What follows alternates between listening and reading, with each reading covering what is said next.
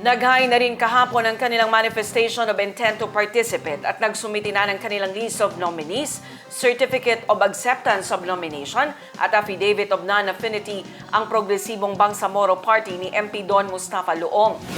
Personal itong inihain ng mambabata sa tanggapan ng Bangsamoro Electoral Office kasama ang kanyang may bahay at mga nominado ng partido. Yes, Progresibong Bangsamoro Party, by the word itself, we want to advocate for progress. Progress on the political, economic, social, livelihood, and security aspect ng Bangsamoro. Pero dalawa nga yung main advocacy namin, yung empowerment of the people and making our government more responsive. We believe that the political party system is an institutionalized way to empower the people kasi ino-organize mo sila eh. And when that happens, nagkakaroon sila ng malakas na boses to demand for responsive governance. Ngayon kung ang governance mo naman nag-i-improve, naturally ini-improve niya rin at ini-empower yung tao. So naniniwala ako that this is the real way towards sustainable development because lumalakas ang pagkakaisa ng ating mga kababayan. Tapos, yung gobyerno naman natin mas nagiging responsive and accountable. So, yun yung dalawang advocacy natin.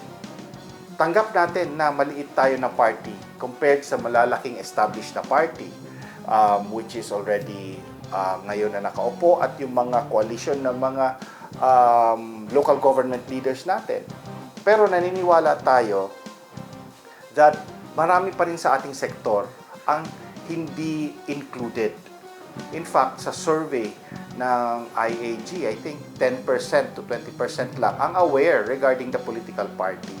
So, the more players there are, the more we will be able to link in, collect, and empower our peoples in the community. Because, kumbaga sa barko, Ma'am Lirio, yung malalaking barko, may advantage siya. Pero may mga situations na minsan kailangan mo yung maliliit na mga, hindi naman bangka, maliit na transportation vehicle because mas mabilis siyang gumalaw.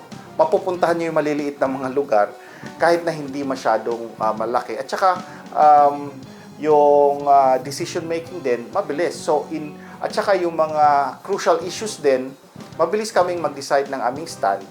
If you compare to a bigger group where there really needs to be a lot of decisions. So, we believe that we are an alternative party to provide an alternative voice. But yet, we don't want to be antagonistic to any other party. Gusto namin, friends to all, enemy to none, but we stand by our positions and advocacies. Ibig sabihin,